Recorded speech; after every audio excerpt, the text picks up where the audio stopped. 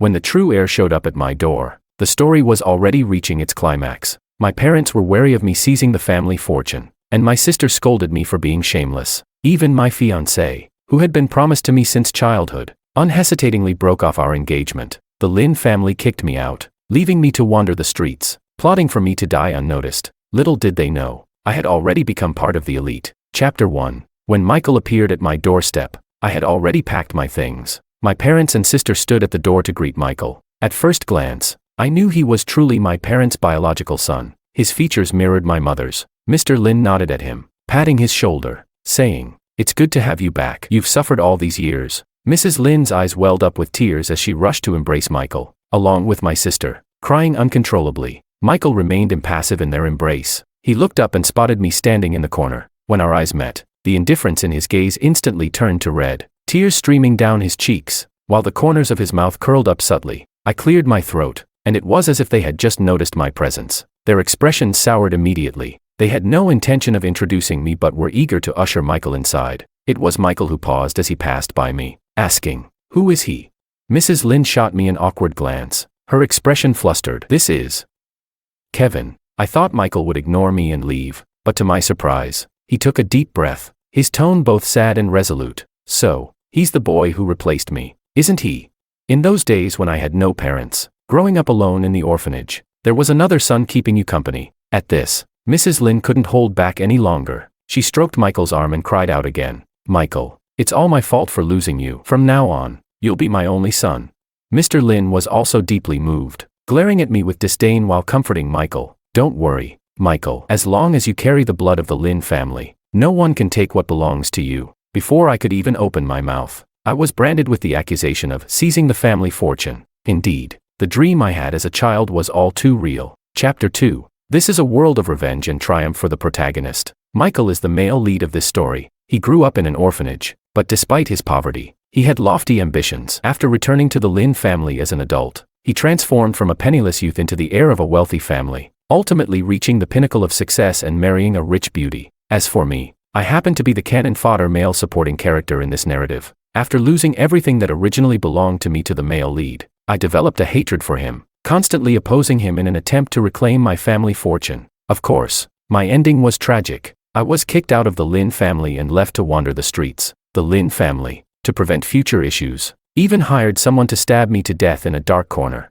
It was a melodramatic plot, truly reflecting the saying, "Don't bully young people for being poor." I awoke from that dream in a cold sweat, still feeling the phantom pain of a knife wound in my abdomen. Lost in thought, I suddenly heard Luna Lin seemingly comment casually, "How shameless to occupy someone else's life for so long without any sense of guilt. Only our parents have such good hearts. Brother, don't stoop to his level." I froze in place. My sister, whom I had spoiled for over a decade, had been acting all cute in front of me yesterday but was now rolling her eyes at me. I didn't say a word and walked back to my room. I stared at the date circled on the calendar, starting to calculate how much longer I had until I would leave. Mr. Lin and Mrs. Lin quickly handled Michael's school enrollment, placing him in the same high school as me. To help Michael integrate into the elite circles of this prestigious school, they even transferred him to my class. But the very next day after he joined, word of my status as the false heir spread throughout the school. Our school is full of sharp minds. The social networks here are no less intricate than those in the real world.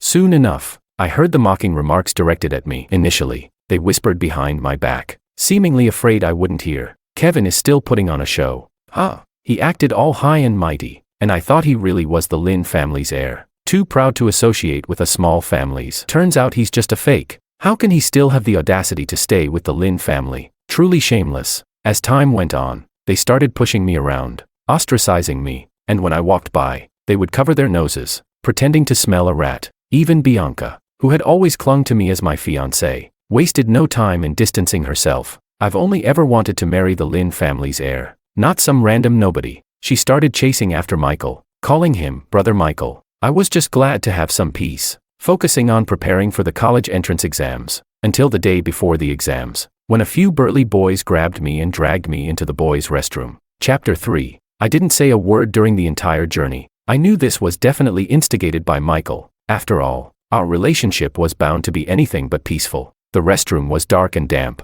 completely empty. They were looking at me with eager expressions, but I calmly asked, "Aren't you afraid of being seen? The school is empty at this hour." and to deal with you today. Lingu even had the surveillance cameras turned off. The closest boy sneered. Another boy propped the restroom door shut with a mop, turning back with his sleeves rolled up, grinning. Besides, you're just a dog raised by the Lin family. No one cares about your life or death. Then I won't hold back. I didn't give them any time to react, throwing a punch at one of the boys, who staggered back, seeing stars, blood pouring from his nose. Another boy lunged at me, but I sidestepped him, then delivered a swift kick to his groin. He collapsed to the floor, clutching himself in agony, shouting, "Kevin, how dare you hit me?" I dusted off my sleeves and laughed lightly. What's there to be afraid of? There's no surveillance. The bloodied boy watched his companion in pain and felt a chill run down his spine. Seeing me look back at him, he quickly squatted down to protect himself, trembling. "Aren't you afraid we'll tell the teacher?" I smirked, showing disdain. "Do you think the teacher would believe someone who has always excelled in academics, never causing trouble, or would they believe you two thugs?"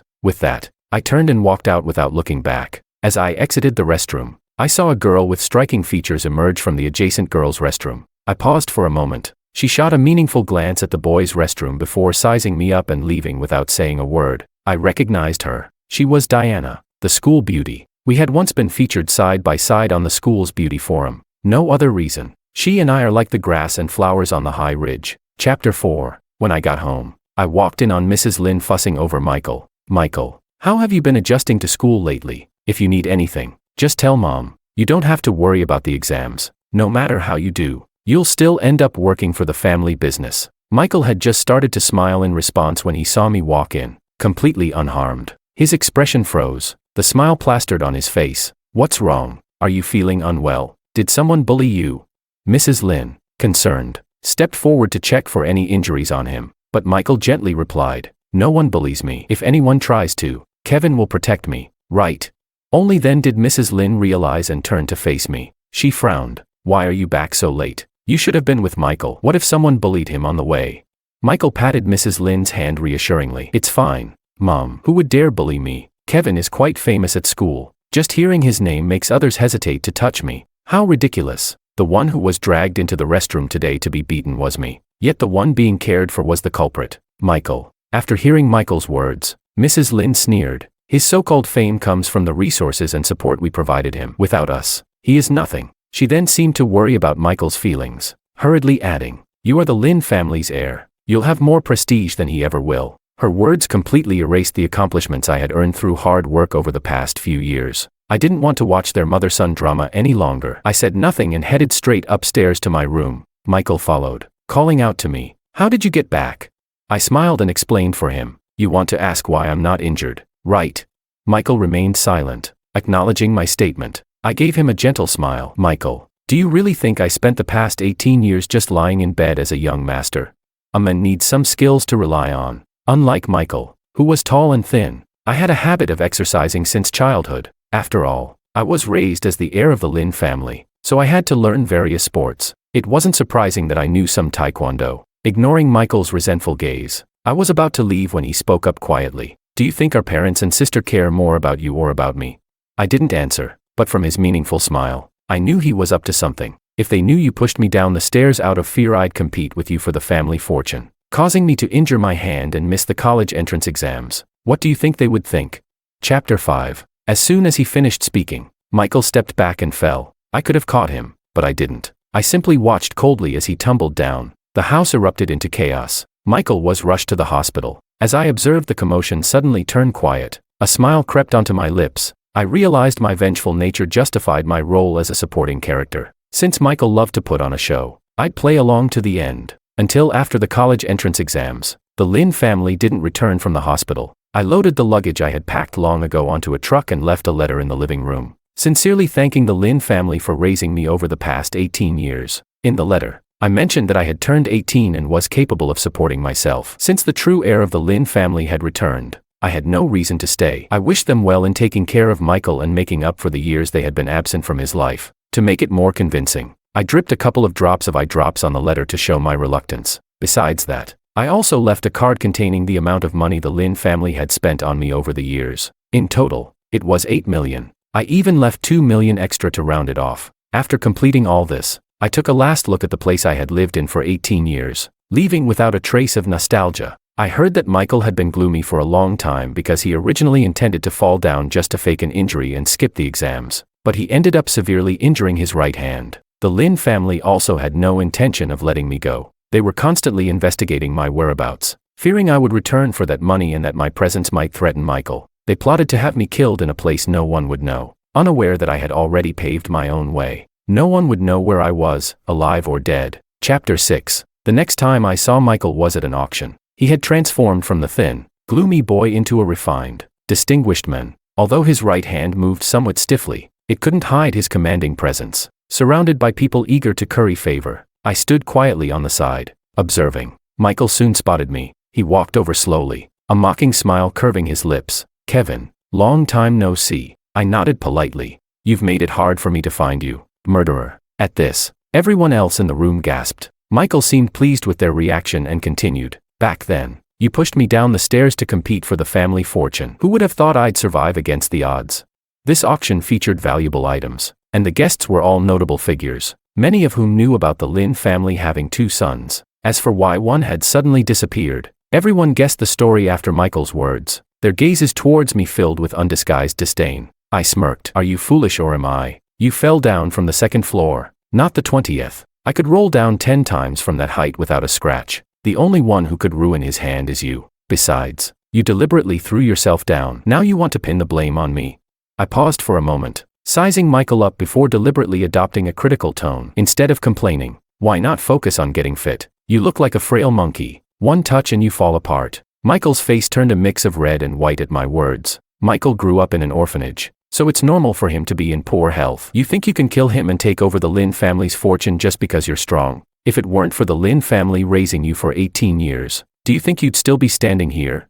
I scoffed lightly. Why not ask your dear brother Michael if I left behind $1 million when I left the Lin family? I owe them nothing. Want to take over the Lin family's wealth? If I truly coveted it, would I leave so easily and give you the chance to slander me?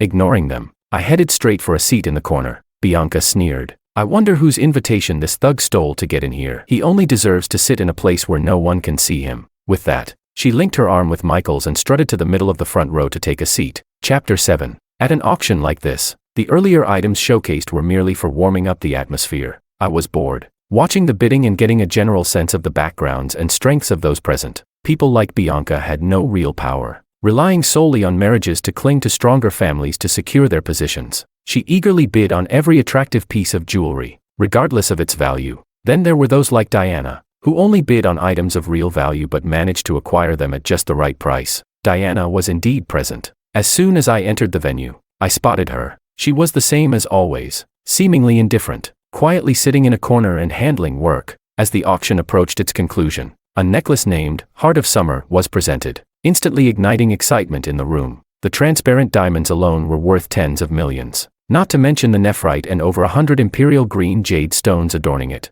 It was said to have been handcrafted by a renowned designer and craftsman from abroad, taking tens of thousands of hours to complete. However, the designer remained a mystery. No one knew their identity. Bidding erupted immediately. Bianca was particularly enthusiastic. She had never seen such a gorgeous necklace and insisted on pulling Michael to bid for her repeatedly. Of course, Michael was determined to win the necklace. To help them out, I also raised my paddle a few times to increase the price. Then Diana spoke up. Her bid silenced most of the crowd. They hesitated to raise their paddles. Only then did Michael and Bianca notice Diana sitting in the other corner. Bianca's expression darkened as she pulled on Michael's arm, trying to play the damsel in distress. Michael, however, shot a complicated glance at Diana before calling out a bid, a strange smile curling at his lips. Diana didn't bid again. The Heart of Summer was undoubtedly won by Michael. Bianca raised an eyebrow at Diana with a triumphant look. After the auction, winners were required to take their identification cards to the back to pay and collect their items. I followed suit,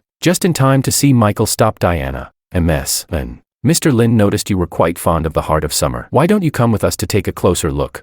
Bianca, clearly displeased, tugged at Michael a few times, only to be shrugged off. Diana and replied, disinterested, "There's no need. Since it's not meant to be, there's no point in lingering." As she turned to leave, I chimed in, "MS, Lin. Let's take a look together. I heard there's a matching bracelet that wasn't auctioned off. We might be able to get it." Michael frowned at me, his tone unfriendly. "Kevin, have you forgotten your identity? Do you think you're still the young master of the Lin family? I've never heard of a matching bracelet. Where did you get that information?"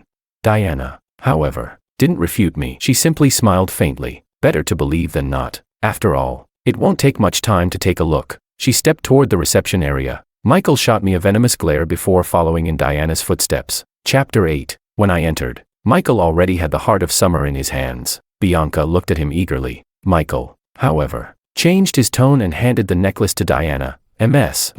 would you like to try it on? A big man like Mr. Lin certainly doesn't need this necklace. If Ms. likes it, I can gift it to you." Diana was momentarily stunned, seemingly taken aback that Michael would present the necklace to her in front of Bianca. His words rendered Bianca almost invisible. I signaled the waiter and said to Michael, "Since Mr. Lin is gifting it, it wouldn't be right to give just one piece. The set should be complete to match the Lin family's status." As soon as I finished speaking, the waiter brought out the matching bracelet. It featured the same imperial green jade and nephrite, and a discerning eye could tell that its value was not much lower than the necklace's. The consignor of this piece mentioned that matching items shouldn't be separated. If Mr. Lin truly wishes to gift it, he'll need to pay for both items together. The waiter chimed in. "Why wasn't this mentioned during the auction? Are you trying to force a sale?" Michael gripped the necklace tightly, his voice filled with anger. According to the plot, the Lin family was facing a near-bankruptcy crisis. If I remembered the timeline correctly, this auction was the turning point for the Lin family. He had intended to gift the necklace to Diana to secure a marriage alliance with the Lin family, leveraging their massive cash flow to turn the situation around. However, after bouncing back, he would swallow the Lin family whole, becoming the largest family in a city. Michael's current reaction confirmed my suspicions. I knew that given the Lin family's financial situation, buying the Heart of Summer was already a risky bet for Michael, but he couldn't afford to pay for another piece. If Mr. Lin cannot make the payment, this item can also be returned, the waiter reminded, but returning the item would send it back to the market, and everyone present at the auction would learn that the Lin family couldn't even afford a necklace, unless Michael was willing to gamble all his liquid assets on this one bet, but he wouldn't do that. Having lived in poverty since childhood, he learned to always keep something in reserve. His life couldn't withstand another overturn. As the moment of decision approached, Michael hesitated. Diana stepped forward to defuse the situation. "Mr. Lin, I genuinely love the designer's work. Why not do this? I'll pay for the bracelet. And for the necklace, I'll pay at my previous bid. The remainder will be covered by Mr. Lin." I didn't raise my bid further because I felt it wasn't worth it. So if Mr. Lin is willing to part with it, I'm still interested in buying it at my bid. Michael had no other choice but to agree. This was the only way to preserve the Lin family's reputation without losing a significant amount of money. Chapter 9. No need for all this trouble. If Ms. truly likes it, I'll gift you the bracelet. Michael looked at me with derision. "Kevin, before you try to puff yourself up, maybe consider if you have the resources to back it up. I doubt everything you're wearing adds up to $1 million. Yet you have the audacity to offer a bracelet worth tens of millions." I ignored Michael and gently put the bracelet on Diana's wrist, smiling as I said, "It looks great. It complements Ms.'s elegance perfectly. If Ms. likes it, I can design a few more pieces just for her. No charge." Diana looked at me in disbelief. Michael's face turned a shade of green with rage. He never expected that the jewelry he'd splurged on was actually designed by me. "Kevin, this is a setup you arranged with the auction house, isn't it? The Heart of Summer was designed by a renowned designer abroad. There's no way it's connected to you." I raised an eyebrow, unimpressed. This entire collection was indeed completed by me while overseas. If you truly doubt it, just check the back of the central jade. It's engraved with Yuan. Michael snatched the necklace from the waiter's hands. When he saw the inconspicuous letters engraved on the back, he froze in shock. "Did you never wonder why the Lin family hasn't found me all these years?" Michael murmured. "Impossible. Where did you get the money to go abroad? Didn't you give all your money back to the Lin family?" I stepped closer to Michael, smirking. "Mr. Lin, I told you before, my 18 years in the Lin family weren't spent lounging around." Michael glared at me with malice. "Kevin, you dare to mess with me? Just wait." With that, he yanked Bianca, who was still standing beside him, and stormed off in fury. Diana picked up the necklace on the table, her charming smile directed at me. "Could you, designer Kevin, please put this necklace on for me?" I gladly obliged. As I placed the necklace around Diana's neck, she suddenly lifted her wrist. "So, does your gift of the bracelet come with a request?" I gazed at the reflection of her face in the mirror, a smile playing on my lips. "Ms. is quite perceptive," just as she dropped my surname, addressing me by my first name. "I'd like to ask Ms. to join me in a game." I intended to cut off all of Michael's escape routes, whether through financing or marriage. Chapter 10. After I explained the plot to Diana, I didn't receive the surprise I expected. She maintained her calm demeanor, as if she had been aware of everything all along. "Then let's get married. Since we'll eventually be at the same table, Why not enter the game early? I was momentarily taken aback. I hadn't anticipated Diana would propose this herself. She smiled at me. Like you, I've been awakened for some time, but taking down a prestigious company like Lynn's isn't as simple as I want it to be. If my investigation is correct, Panda Capital belongs to you. Right. Panda Capital, the largest venture capital firm in a city, had collaborated with nearly every major company, regardless of size. The smallest financing deals they took on were in the hundreds of millions, not to mention the several clients with assets exceeding billions. Though I wasn't the legal representative of Panda Capital, I had built that empire from behind the scenes.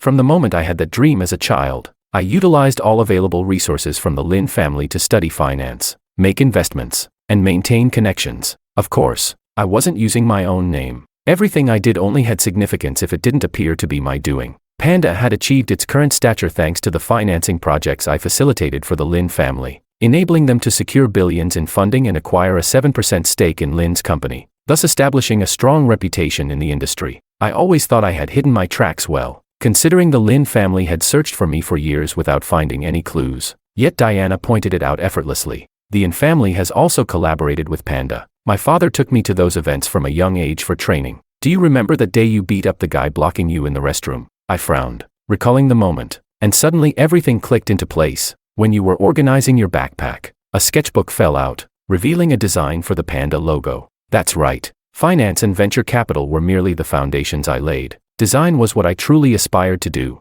The Panda logo was my very first design piece. Then I won't beat around the bush. I took out the contract I had prepared long ago and handed it to Diana. I don't want to take advantage of you, MS, and to ensure our mutual interests, I've drafted a contract outlining our arrangements during our marriage. As long as we don't cause any major public scandals, we'll both lead our own lives without interference. The contract will be effective until the moment the Lynn family collapses. Diana scrutinized me for a moment, then broke into a radiant smile. Pleasure to cooperate. Chapter 11. After the news of my engagement to Diana was announced, a wave of insults flooded in as expected. They accused me of being a phoenixman who intended to seize control of the Yin family. After all, Diana was the only child of the Yin family. Once her parents passed, I would become the one in charge. Some even claimed that I had attempted to kill Michael by pushing him down the stairs in a bid for the family fortune. I knew these rumors were orchestrated by Michael and Bianca, but it wasn't yet time for me to retaliate. I had severed Michael's route to the Yin family's resources,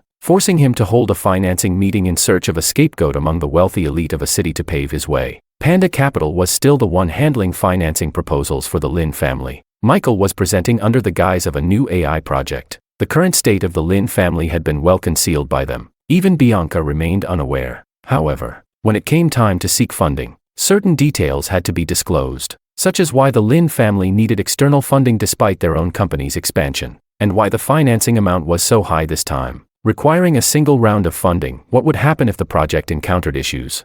I understood that Michael had little time left to wait. I exchanged a glance with Diana. She generously offered to invest $50 billion for a 30% stake in Lynn's company. While the potential for AI was vast, the associated risks were equally significant. Moreover, the Lynn family was currently valued at just over $100 billion, making it a poor trade to exchange less than half the shares for that investment. Michael sensed something was off but still agreed. After all, this was urgent funding. With the Yin family willing to shoulder the initial investment burden for the project, others would be more inclined to follow suit. As Michael began to relax, Diana strategically interjected. Mr. Lynn, the Yin family has always been optimistic about the Lynn family's development, but as you mentioned, this is a new direction, and Lynn's company isn't originally a tech enterprise, so the risks are significant. In addition to this 30% stake, we would also like to sign a betting agreement, using 14% of shares as collateral. If Michael's project failed or didn't meet performance standards, the Yin family could acquire an additional 14% stake.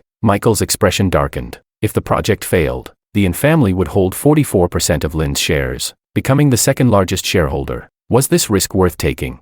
Michael had no choice but to accept. If it weren't for the cash flow crisis, he would never have gone public with his need for funding. He gritted his teeth and stated firmly, agreed. After signing the investment intention agreement, Michael visibly relaxed. At the banquet following the investment meeting, he made a point to toast me and Diana. Thank you so much for your support today, MS, and I'll come by to express my gratitude properly another time. But now, could I have a word alone with Kevin? Chapter 12. Diana nodded and stepped away. As I watched her retreating figure, a sense of unease washed over me. Michael blocked my view, a cryptic smile curling at his lips. Kevin, you're quite capable. You've left the Lin family and have now climbed the Yin family's high branches. I didn't respond, merely took another sip of my drink. Do you really think Diana will marry you? Michael straightened his posture, adjusting his suit jacket with an air of arrogance. Kevin, sometimes I find you guys quite pitiful. Just clueless paper dolls. No matter how you struggle, you can't escape the confines of the script. He gazed at me with a disdainful look. But I'm different. I'm the one who breaks the fourth wall. The male lead in this novel world. I'm destined to be the strongest here. Don't you think someone like Diana deserves a strongman like me? My inner unease grew stronger. I kept scanning the crowd for a glimpse of Diana. Yet I couldn't even catch a glimpse of her dress. Just as I was about to confront Michael, a dull pain struck the back of my head, and I blacked out. When I came to, I found myself in a room. Diana lay on the bed, flushed and furrowed brow, her rapid breathing betraying the turmoil of desire within her. I immediately realized what had happened, but my hands and feet were bound, leaving me unable to move. With a soft thud, the bathroom door swung open. Michael emerged in a bathrobe. He looked at me, excitement glinting in his eyes as I struggled against my restraints. You like opposing me? Huh? Well, today I'll show you what happens when you do. I'll tell you, Diana's future partner can only be me. As Michael leaned over Diana, the door was suddenly kicked open. In an instant, the police were on him, pinning him to the bed before he could even put on his clothes. His previous arrogance faded, replaced by a manic expression. Kevin, you set me up again. You think you can walk away unscathed? The Lin family won't let you go. If I die, you won't survive either. I ignored his frantic shouts, simply thanking the officers before taking Diana to the hospital. As I passed him, I leaned in close and said earnestly, it doesn't matter. I'm just a cannon fodder supporting character anyway. Chapter 13. At a crucial moment for Lin Industries financing, the controlling figure was exposed in a sexual assault scandal. Simultaneously, a report from a well-known venture capital firm regarding an internal investigation at Lin Industries sent shockwaves through a city. The issuer of the report was Panda Capital, a long-term partner holding a 7% stake in Lin Industries. The report laid bare the dire situation of Lin Industries, revealing plummeting revenue, stagnant cash flow, and various instances of internal corruption. As a reputable investment firm both domestically and internationally, Panda Capital had no reason to fabricate a report that would harm its own interests. In no time, the area outside Lin Industries was filled with investors seeking accountability. Meanwhile, An Industries, the largest investor in Lin's new project, also released a statement. During their investigation into Lin's new project, An Industries discovered that Michael had not allocated funds for research and development. Instead, he was secretly using them as operating capital for Lin Industries, with considerable amounts funneled into the Lin family's own pockets. An Industries sued Lin Industries for damages to investor interests. I met Lin's parents in Diana's office after several years apart. In the meantime, they had been busy dealing with the fallout from Michael's actions, and now the internal scandal at Lin Industries had erupted. The stock price had plummeted, leaving them overwhelmed. With Michael still in jail and the Lin family now fully restored to Lin's father's control, no one from the Lin family could appear in court again. If that happened, the repercussions would surely extend far beyond what had already been made public. Initially, they just wanted to plead with Diana for a withdrawal of the lawsuit, but when they saw me, they froze in place. Realization dawned on them in an instant. This was all part of the trap Diana and I had set. Chapter 14. Kevin, the Lin family raised you for 18 years, and this is how you repay us? I smirked. Repay? After leaving the Lin family, I nearly lost my life several times. Wasn't that the Lin family's doing? If I hadn't prepared an escape route for myself, I might have ended up dead in some corner by now. Right. Lin's father maintained a facade of anguish, but Lin's mother couldn't hold back any longer. You're so young, yet your mind is so heavy. The moment Michael returned, you targeted him. You joined forces with others at school to bully him, calling him uncouth and even laid hands on him. That night you pushed him down the stairs was because you feared he'd tell us about his experiences at school. You're so malicious. If we don't get rid of you, how will you avoid taking revenge on Michael when you come back? I narrowed my eyes, coldness creeping into my tone. Did Michael tell you all this? Of course not. Michael is a good kid. He never wanted to compete with you. If it weren't for Bianca, who couldn't bear to see Michael with a broken hand and eventually told us, we wouldn't have known you had done such a monstrous thing. I couldn't help but laugh. I always knew Michael loved to play the victim, but I hadn't realized he could wield others as weapons. If what he claimed was true, being a book transmigrator, then the reason he wanted me dead was clear. I was the variable in his story. He had read the whole plot, so he understood that my reactions to his arrival differed from those written. He tried to use his knowledge of the script to eliminate me quickly, not knowing I understood this world better than he did. Well, if I'm so monstrous, then what I plan to do next won't be that difficult. I took Diana's hand and pulled her into my embrace. To have my fiancée withdraw her lawsuit against your Lin family is simple. Just surrender Lin Industries, take Luna, leave a city, and swear never to return or meddle in Michael's affairs. Lin's father's composure shattered, his expression turning feral. Kevin, even if an Industries takes that 44% stake, the Lin family will still be the largest shareholder of Lin Industries. What right do you have to demand we exit? Mr. Lin, I'm not negotiating terms with you. This is your only way out. Given that the Lin family raised me well, and I haven't suffered any real harm, I'm willing to spare you. I handed them the Panda Capital shareholding document. With my 7% stake in Panda, and Industries will hold 51% of Lin Industries as the largest shareholder. If you leave, I'll give you some money to ensure your safe departure. But if you choose to stay, I'll ensure Lin Industries pays the ultimate price. In the end, the Lin family capitulated. In the realm of fame and fortune, aside from money and power, they'd forsaken all notions of familial ties and ethics. Otherwise, they wouldn't have believed Michael's mere words and unconditionally cast me aside without investigating. Chapter 15. On the day an Industries acquired Lin Industries, I sought out Diana. I had facilitated an Industries takeover of Lin Industries, causing Panda Capital's shares to surge. Meanwhile, Michael, facing multiple charges including attempted sexual assault, embezzlement, corruption, and fraud, would have to spend his life in prison. Our goals had been achieved, and it was time for the agreement to come to an end. I didn't want to delay her, but things didn't seem to go as I planned. Kevin, I want to inject capital into Panda. My hand slipped as I was flipping through the agreement, and "rip" echoed as I tore a large hole in the contract. The sound of the paper ripping snapped me back to reality. I looked at the torn agreement, apologizing. Sorry, Lin. I placed the contract on the table, confused. Can I ask why? Doesn't an Industries have its own venture capital partners?